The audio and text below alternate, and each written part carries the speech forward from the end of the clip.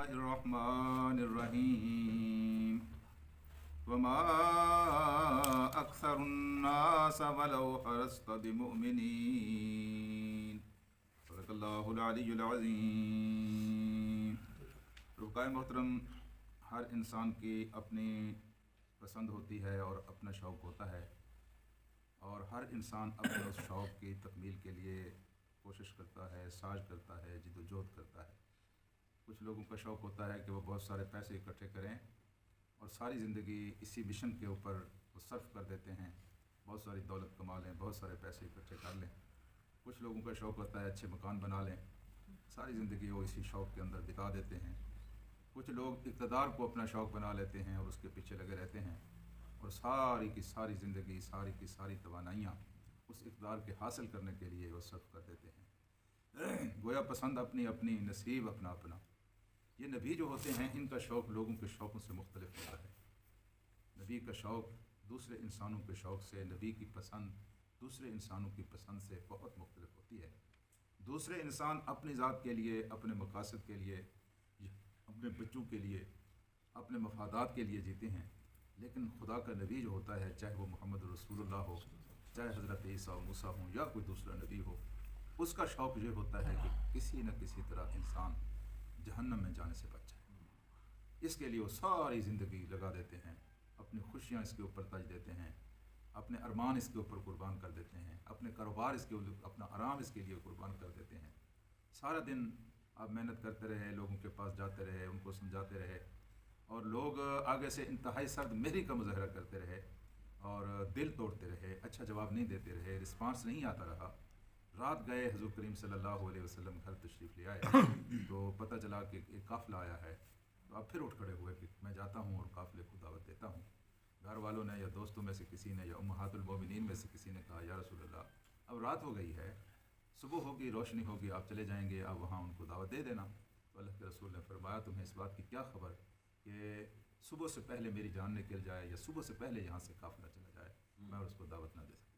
یہ وہ شوق ہوتا ہے جو بالکل ان کی راتوں کی نیندوں کو حرام کر دیتا ہے اور ان کے آرام اور سکون کو ان کے اوپر حرام کر دیتا ہے. ساری کی ساری زندگی بے تابی اور بے چینی کی ہوتی ہے، اور اس ساری بے تابی اور بے چینی اس بات کی ہوتی ہے کہ کہیں لوگ جہنم کا ایندھن نہ بن جائیں. اللہ کے رسول نے فرمایا کہ میری مثال اور تمہاری مثال بالکل اسی طرح ہے کہ جب شمع جلتی ہے تو اس کے ارد گرد پتنگے ہوتے ہیں اور وہ بڑھ بڑھ کر شمع کے اوپر جاتے ہیں اور وہاں جل جاتے ہیں. میری مثال اسی طرح ہے کہ تم بھاگ بھاگ کر جہنم کی طرف جا رہے ہو اور میں تمہاری کمر کو پکڑ پکڑ تو اس میں پیچھے کھینچ رہا ہوں کہ خدا کے بندو آگے جہنم ہے، مر جاؤ گے، جل جاؤ گے، تو میں تمہیں بچانے کی کوشش کر رہا ہوں.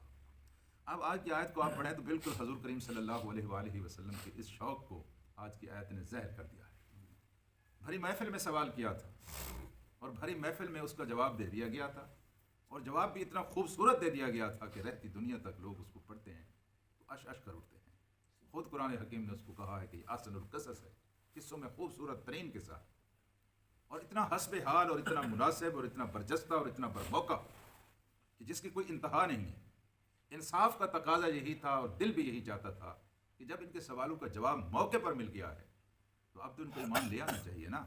بھئی آپ نے بھری محفل میں مجھ سے ایک مطالبہ کیا ہے کہ آپ یہ کام کر دیں، میں یہ کام کر دوں گا. تو حضور کریم صلی اللہ علیہ وسلم نے وہ کام ان کو سامنے کر کے دکھایا، جی بہترین انداز میں کر کے دکھایا.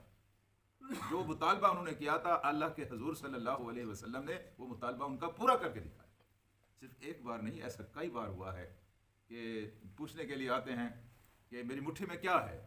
ہاں جی، اللہ کے رسول فرماتے ہیں کہ تمہاری مٹھی میں کیا ہے، میں جواب دوں یا تمہاری مٹھی میں جو کچھ ہے وہ جواب. تو مٹھی کے اندر پتھر ہوتے ہیں، کنکریاں ہوتی ہیں، وہ بول اٹھتی ہیں.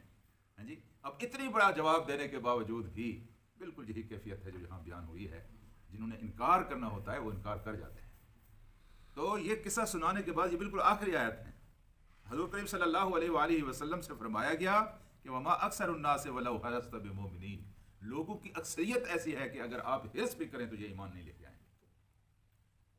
آپ کے حرص کا یہ حال ہے کہ لعلک باخع نفسک، اس طرح لگتا ہے کہ گویا آپ اپنی جان کو گھلا بیٹھیں گے، آپ اپنی جان سے گزر جائیں گے اس حرص میں کہ یہ مومن ہو جائیں. آپ کے ان کے مفاد کے لیے حرص کا، ان کے مفاد کے لیے آپ کے شوقوں کا یہ حال ہے.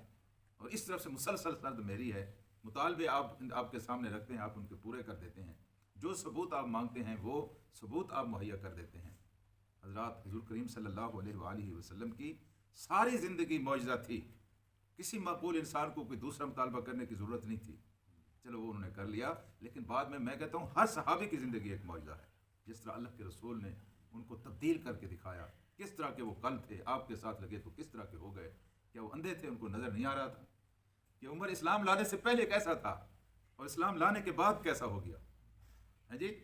وہ جو راتوں کو چڑھ کر جلغاریں کرتے تھے اور لوگوں کے بچے اٹھا لاتے تھے، ان کی عورتوں کو جلغوال بناتے تھے، وہ عزتوں کے رکھوالے بن گئے، وہ عزتوں کے رکھوالے بن گئے ہیں جی۔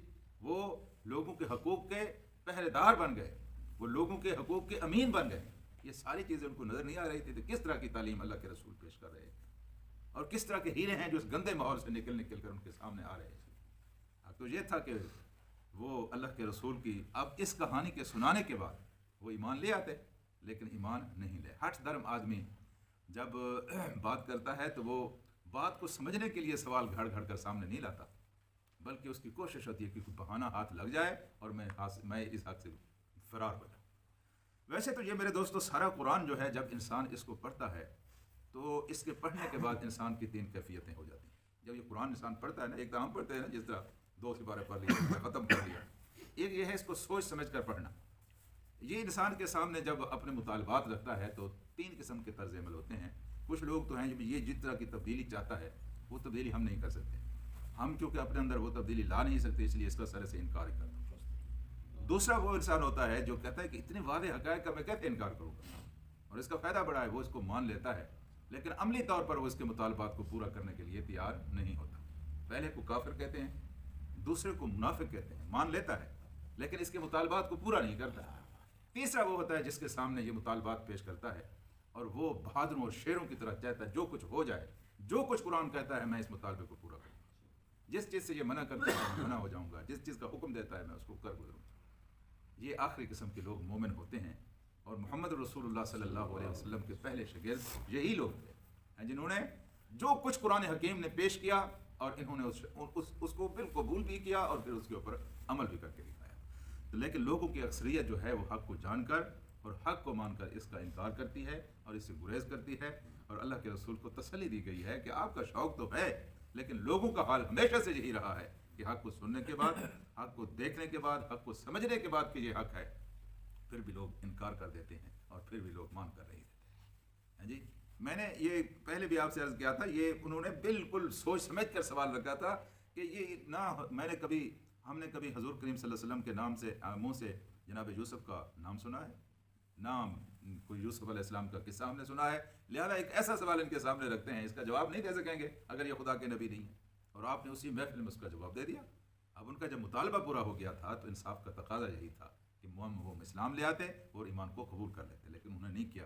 تو اللہ تعالیٰ نے یہاں اللہ کے رسول کو تشفی دی ہے کہ آپ دل چھوٹا نہ کریں، قصور آپ کا بھی نہیں ہے، قصور آپ کی دعوت کا بھی نہیں ہے، ساری خرابی ان کے نصیب اور ان کی قسمت کی ہے کہ اتنے بڑے حق کو ان کے سامنے پیش کیا گیا ہے، لیکن اس کو سننے کے باوجود بھی یہ اس کے اوپر ایمان نہیں کیا ہے۔ اللہم صلی علی سیدنا و مولانا محمد و علی آلہ محمد۔